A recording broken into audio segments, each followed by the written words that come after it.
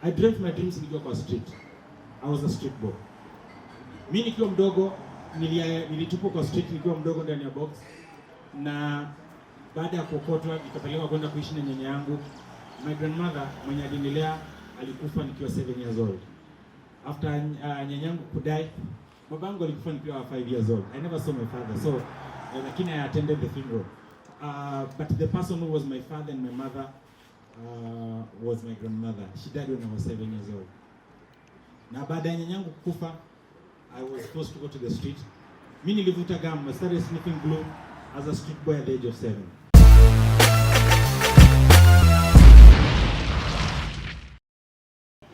Mimi naitwa Ringtone na nimefurahi sana kufika mbele yenu. And today I want to speak to you guys and tell you, just for a few minutes, tell you that me God amenitoa. Na najua pia wewe, we may never meet again, but ningependa leo after kunisikiliza, maybe you can get something from me. Mimi, I know all of you. How many of you have dreams, by the way? How many of you have dreams? To become great people, to influence the world, to touch lives. So, me, I dreamt my dreams, by the way, when I was 7 years old. That's the time I dreamt my dreams. And my dreams were 4. My first dream, I wanted to board a plane before I die. So, tukiwa wadogo, tulikuwa naketi kando ya barabara, tunaona ndege zinapita huko juu. So, my dream was niingie ndani ya ndege before nikufe. Dream yangu ya pili, mimi nikiwa mdogo, tulikuwa naketi na mabeshte zangu by the roadside, tunahesabu magari. Tukiona gari kipita, tukiona gari poa, nasema hiyo ni yangu. So, my dream, nilikuwa nataka niendeshe gari before I die. Dream yangu number 3, mimi nikiwa mdogo, tulikuwa na watching ma movie. We used to watch these American movies. So one of the dreams nilikuwa nayo, nilikuwa naulizanga by day, hizi dreams zimetoka wapi? Hizi movies zimetoka wapi? Naambiwa zimetoka America. So one of my dreams nilikuwa nataka before I die niende America. Actually nilikuwa nataka niende tu siku kuishi, niende nione miti zao zinakaa kala gani. If I came back na nikufe, ningekufa nikicheka. At least nishawaifika America. So mnaweza niangalia mseme hizo dreams. Some of you, maybe if you are born out of privilege, mnaweza niangalia useme, look at that guy. What kind of dreams are those? Ningetaka tu nikwambie that in life kila mtu akona dream yake, na kila mtu dream yake ina matter, si ndio? So mimi hizo ndio zilikuwa dreams zangu, na nilizi dream. I dreamt my dreams nikiwa kwa street. I was a street boy. Mimi nikiwa mdogo nilitupwa kwa street nikiwa mdogo ndani ya box, na baada ya kuokotwa nikapelekwa kwenda kuishi na nyanya yangu. My grandmother mwenye alinilea alikufa nikiwa 7 years old. After nyanya yangu kudai, babangu alikufa nikiwa 5 years old. I never saw my father, so lakini I attended the funeral. But the person who was my father and my mother was my grandmother. She died when I was 7 years old. Na baada ya nyanya yangu kufa, I was forced to go to the street. Mimi nilivuta gum. I started sniffing glue as a street boy at the age of 7. So when I was on the street, we used to sleep on the street. That's the time I dreamt my dreams. I was a street boy, no shoes, no home, dreaming of boarding a plane. I was a street boy with no family, dreaming of going to America. How can a street boy go to America? It looked impossible. But mimi nilidream. That's why anywhere I go, I tell people, I tell dreamers, it does not matter. Just dream. And it's not by mistake you are wherever you are. God akona dream na purpose. So, if I may summarize my story, at the age of 7, niko street boy, nimedream dreams zangu. So, the next thing I decided, I looked at myself as I was bright at the age of 7. So, nikaanza kutafuta. I started looking for a shortcut. I didn't want to stay for long before I achieve my dreams. So, nimemaliza kudream, I decided to look for a shortcut. So, I was told that at the Kenyan coast, there are white women, tourists who come. I was told that these white tourists, the white tourists, hawa washosho, wenye wazungu, wanakuja kwa beach Mombasa, wanatafuta vijana wadogo. Wakikupenda wanakufanyanga sonko. So mimi nikauliza, what is it that I can do? I bought a plane, I go to America, na nikue sonko. And I wanted to have, by the way, I wanted to, before I die, at least I hold 1 million, that is mine. So mimi nikaona nikienda Mombasa, nipate mnyanya mzungu kwa anipende. Alafu when I was dreaming, niliambiwa I was handsome. Walinidanganya I was handsome. So nikaambiwa ukifika huko juu na kama handi utapata mzungu haraka. So mimi nikasema sita waste hiyo handsome ameniambia niko nayo. Si niende nipate mzungu haraka. So I went to Mombasa. So nikaanza safari yangu. Then to summarize the whole story, I ended up nilikuwa na dream nikiwa Kericho, nikajificha kwa chini ya kiti ya basi ya Eldoret Express usiku. The following day niko Mombasa, niko Nairobi, and I'll just summarize the things I did in Nairobi. Niliandikwa kuuza nguo za mitumba kwa Kawangware market, na kutoka pale nimechotea watu maji Kawangware na Naivasha na place inaitwa Riruta. Then from there nikaanza, the next job I did was to collect scrap metals na plastics. Tulikuwa tunapimanga Kijabe Street before the forest that is there iwekwe.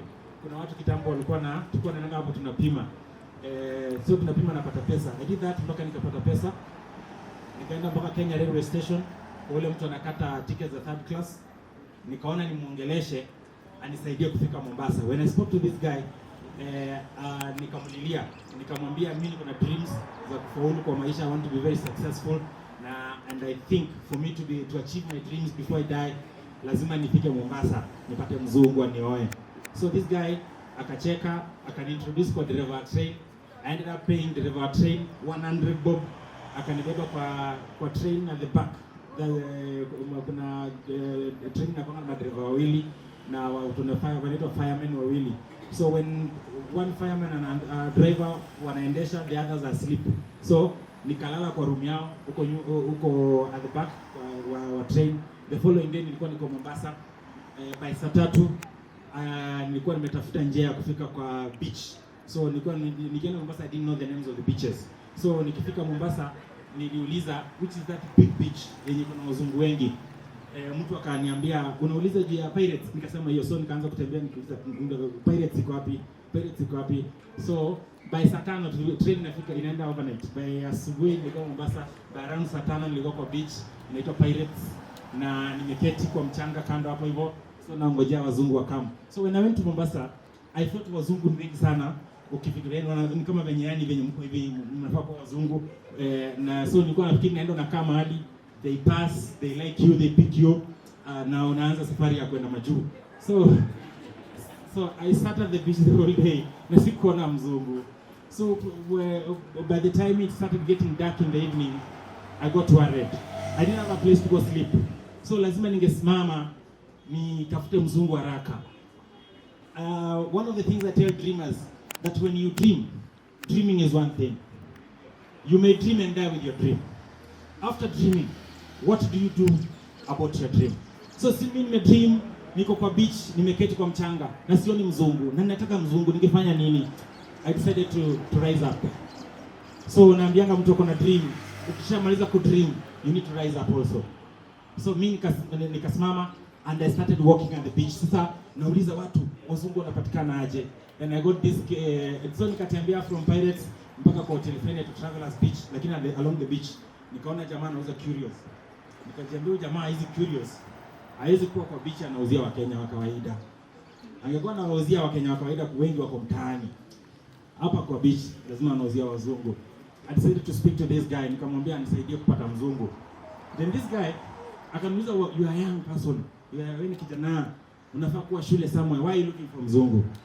This guy akaniambia, nikaona nikimwambia story yangu anaweza nihurumia aniuka kuna mzungu. So I told this guy my story, na nikamwambia if he helps me go abroad, I become rich, I'll come back and help him. So nilikuwa namwambia nimfurahishe ndio anisaidie. So this guy, in short, he was a Christian. He told me mi siwezi kuintroduce kwa mzungu, naweza kuambia juu ya God.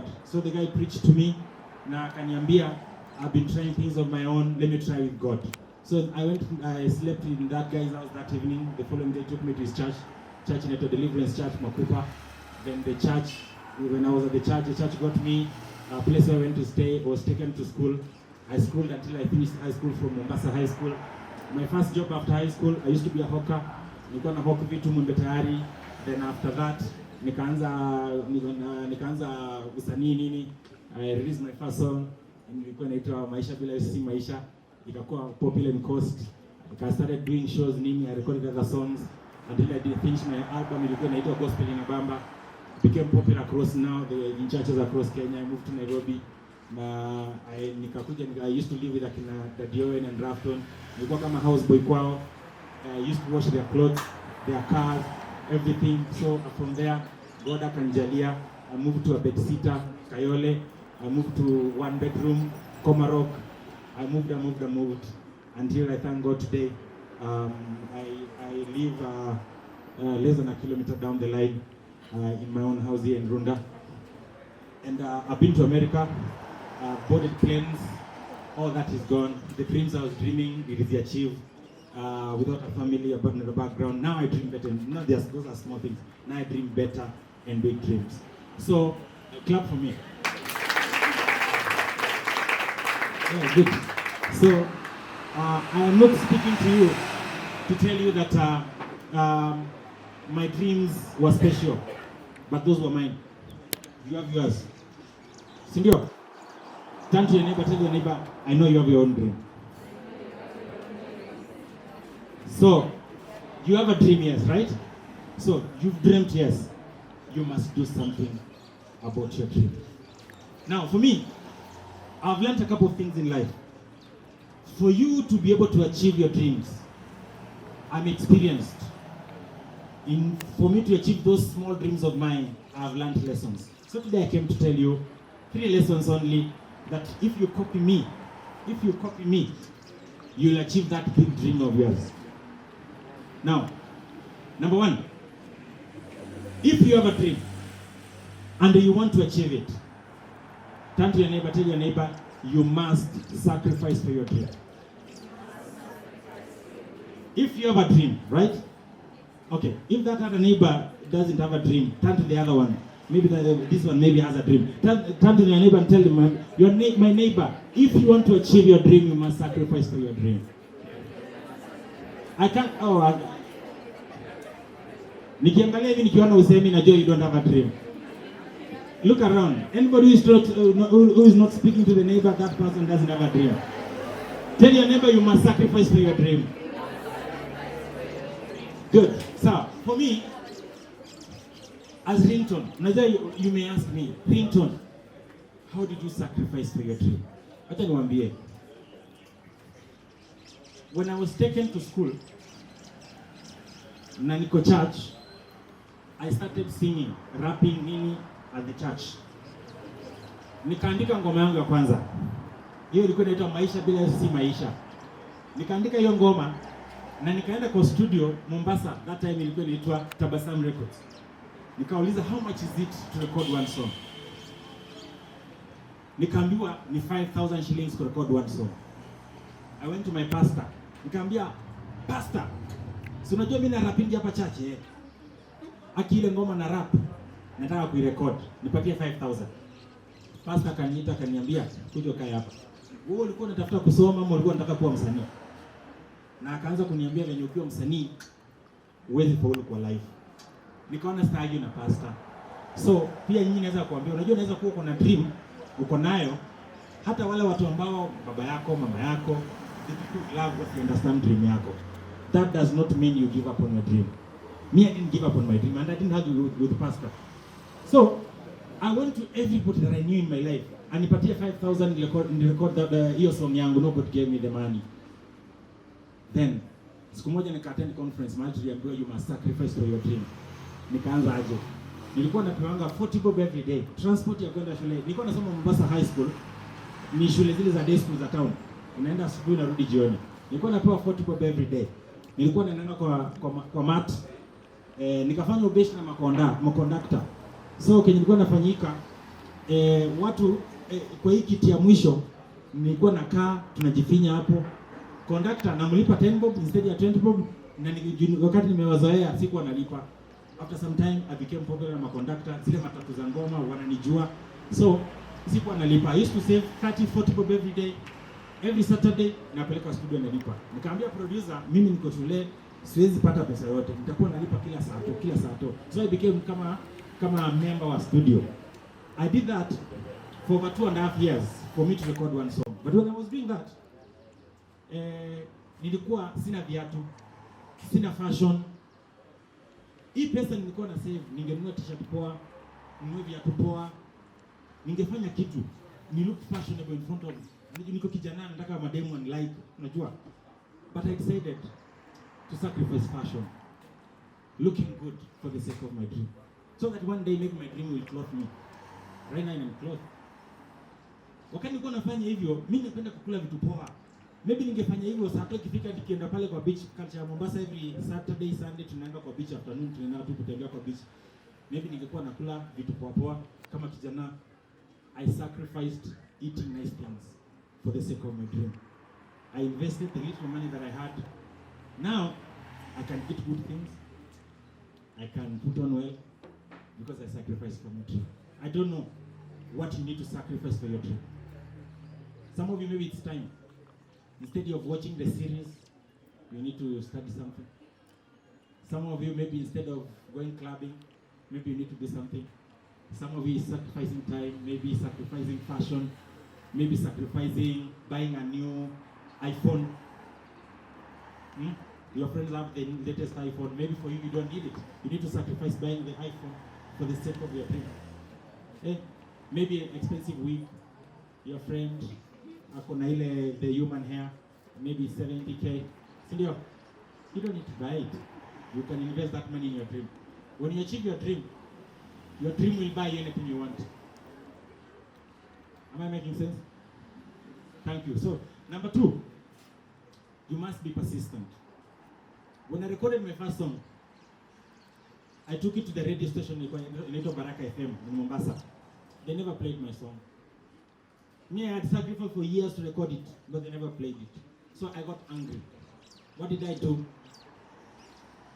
I decided every Saturday I used to buy a blank CD. I banned the song. I take to the reception of Baraka FM. I did that for some months. The watchman used to ask me at the reception, "Is this a new song?" I tell him no. Maybe the CD I usually bring doesn't get to the right person, but I used to bring the same CD, same song. Until the people of Baraka FM got angry. The watchman spoke to the owner of the station. Then akamwambia, kuna kijana anakujanga hapa na song moja, analeta. Na I told him my story. Nime record. Nikasema I've sacrificed for years to record it. So siwezi kubali isichezwe. So one day nikakuja na hiyo CD kufika. The owner of the station alikuwa ameambia watchman anipeleke kwa ofisi yake. Nikaingia. Nikafikiri nitashikwa. Nipelekwa police station na sumbua. Kuingia huko mwenye station akaita the presenters walikuwa wameanza hiyo time, who are very popular right in Kenya, Alex Mwakideu, Maureen Masawe, all of them were there. So akawaita, akawaintroduce kwangu, akaambia huyu kijana nimeambiwa story yake, but because he has been persistent, nataka hii song yake muone kama mnaweza mchezea hata kama ni mara moja. So those presenters got angry. They decided anasumbua sana, will overplay his song. They played the song. I think they thought they were annoying me, but I became popular. So that was persistence. So what if I gave up? What if the first time I took the CD and they never played it? I wouldn't be where I am today. So I don't know what you need to persist on. Don't give up. You must be persistent. Tell your neighbor you must be persistent. Tell them you must sacrifice. So that's my story, and that's what I've done to be what I am today. And I know if you guys persist, I know if you guys the last thing I was saying, when you persist and you sacrifice, you invest in the dream.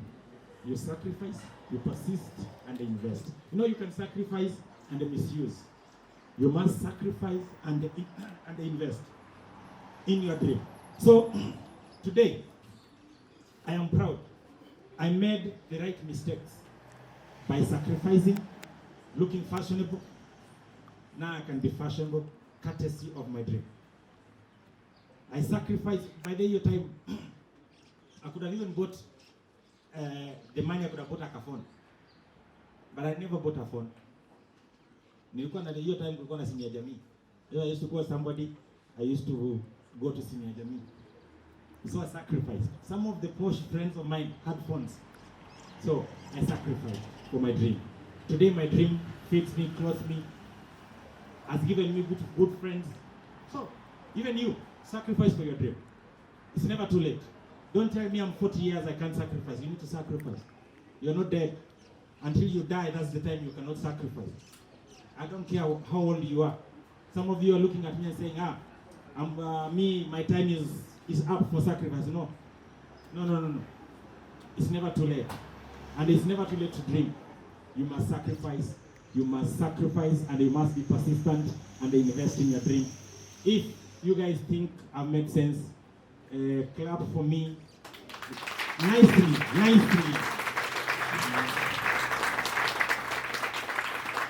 So, hiyo kizungu, hiyo kizungu ndio imefanya sijaongea mzuri.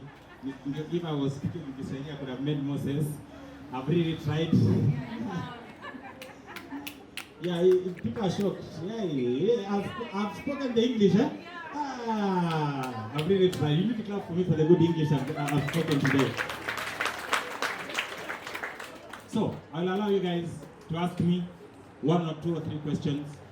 Then after that, I will sing you 2 songs. I'll become your personal friends. You now from today, all of you are my friends, eh? Hey, you're my friend, eh? You're my friend. Hey, you're my friend now. From today, you're my friend. Hey, DJ, you're not a student here.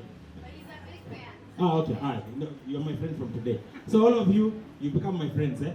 Yeah, you'll be DMing me, we'll be texting, we'll be talking.